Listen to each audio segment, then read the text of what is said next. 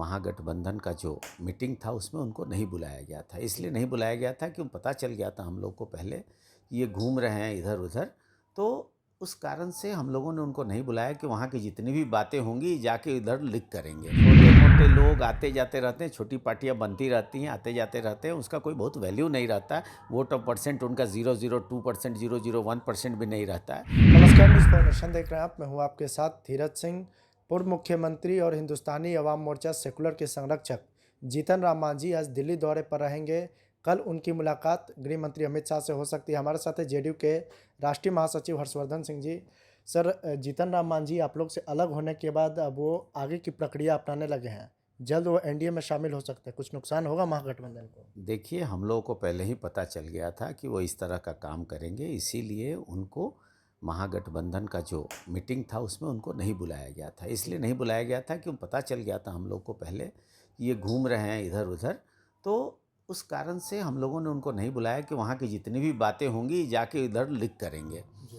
और आदरणीय जीतन राम मांझी जी हमेशा अपना सुविधा की राजनीति करते हैं, तो उनको जहाँ सुविधा होती है वहाँ चले जाते हैं। उनका एक डिमांड है, उनको चीज़ें चाहिए, उनको टिकट है। टिकट वो किस तरह से अपने टिकट का इस्तेमाल करते हैं आप लोग जानते हैं कि उनको जगह दिया जाए तो उस टिकट का इस्तेमाल नहीं होता। वर्कर नहीं वहाँ चुनाव लड़ते हैं, लोग सेठ महाजन चुनाव लड़ते हैं, पैसे वाले लोग चुनाव लड़ते हैं। वैसे इस कारण से अब वो जा रहे हैं।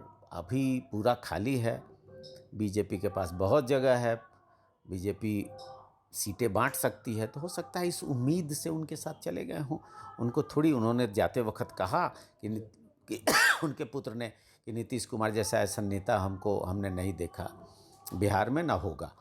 तो उसके बाद भी वो जा रहे हैं, तो आप समझ सकते हैं सिर्फ सुविधा की राजनीति है उनकी। जी, आप कह रहे हैं कि जीतन राम मांझी की स्थिति के बारे में आप लोगों को पहले से जानकारी थी, लेकिन वो तो कहते हैं कि तेजस्वी यादव को वो कभी भी मुख्यमंत्री नीतीश कुमार बनाएंगे नहीं, उनको भी झांसे में रख रहे हैं वो।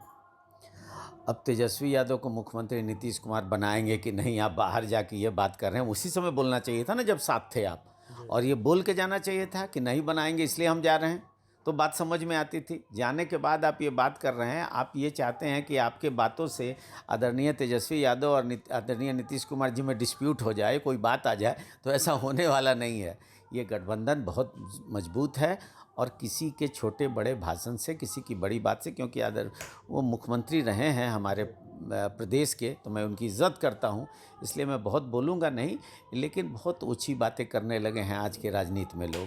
जी, जीतन राम मांझी तो ये भी कहते हैं कि भले ही नीतीश कुमार आज महागठबंधन और विपक्ष के लोगों को एकजुट कर रहे हों, लेकिन वो आने वाले समय में वो भी एनडीए में शामिल हो जाएंगे। अब बताइए, मैंने पहले ही आपको कहा कि आजकल राजनीति में कितनी ओछी बातें या छोटी बातें लोग करने लगे हैं। कुछ ऐसी बातें कर दें कि आप लोग कम से कम छापिए, क्योंकि आजकल आप लोग भी बड़ा सेलेक्टेड हो गए हैं। आप लोग भी बहुत लोगों को नहीं छापते और ना टीवी पे दिखाते हैं, वो दिखने के लिए कुछ भी लोग बोलते हैं। एक आखिरी सवाल है सर कि बीजेपी लगातार 2024 लोकसभा चुनाव की तैयारी कर रही है। क्या लगता है जो छोटे छोटे दल एनडीए के साथ जा रहे हैं, उससे आप लोगों को कुछ नुकसान होगा? देखिए, बड़े बड़े दल हमारे साथ आ रहे हैं उसका मैं ध्यान दे रहा हूँ, और हम लोग के साथ कितने बड़े दल और कितने मजबूत दल, और पूरे हर प्रदेश का सबसे मजबूत जो दल सब है सो मेरे साथ है।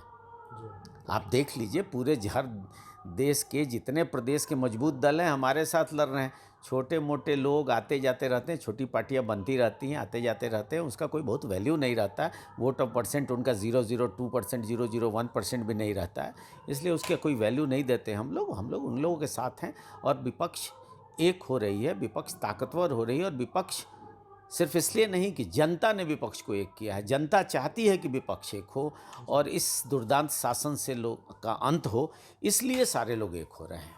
चलिए, तो बहुत बहुत धन्यवाद। जेडीयू के राष्ट्रीय महासचिव हर्षवर्धन सिंह। दिल्ली से न्यूज़ फॉर नेशन के लिए मैं धीरज सिंह।